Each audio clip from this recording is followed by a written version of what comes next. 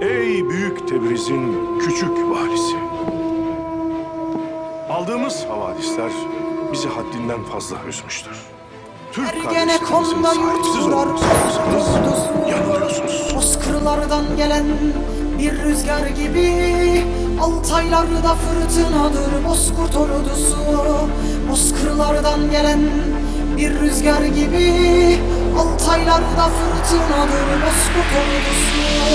Ötüken filizlenen bir çiçek gibi, ergene konuda tutkular Bozkurt ordusu.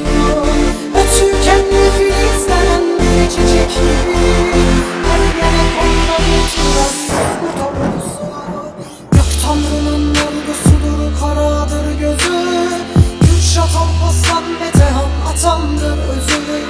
Gök Tanrı'nın ordusudur, karadır gözü, Kürşat Alparslan Metehan atandır özü. Vatan bayrak uğruna namustur sözü, Türk ırkının kalesidir Bozkurt ordusu. Vatan bayrak uğruna namustur sözü, Türk ırkının kalesidir Bozkurt ordusu. Çatar hilal kaşlarını tunç yürekliler, Vatan bayrak uğruna çarpışır erler.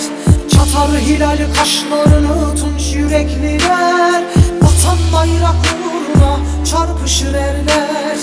Al bayrağı al olur kanlı gömlekler, güven verir bu millete Bozkurt ordusu. Al bayrağı al olur kanlı gömlekler, güven verir bu millete Bozkurt ordusu. Altaylardan huy kapıp pusatlar düşer, Tanrı dağın yiğitleri destanlar yazar.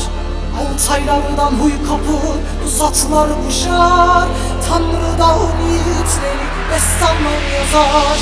Hainlerin kalplerine korkular saçar, yeri göğü inletir Bozkurt ordusu. Hainlerin kalplerine korkular saçar, yeri göğü inletir Bozkurt ordusu. Çatar hilal kaşlarını tunç yürekliler, Vatan bayrak uğruna çarpışır erler. Çatar hilal kaşlarını tunç yürekliler, Vatan bayrak uğruna çarpışır erler.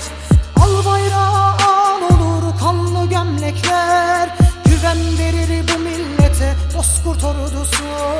Al bayrağı al olur kanlı gömlekler, güven verir bu millete Bozkurt ordusu.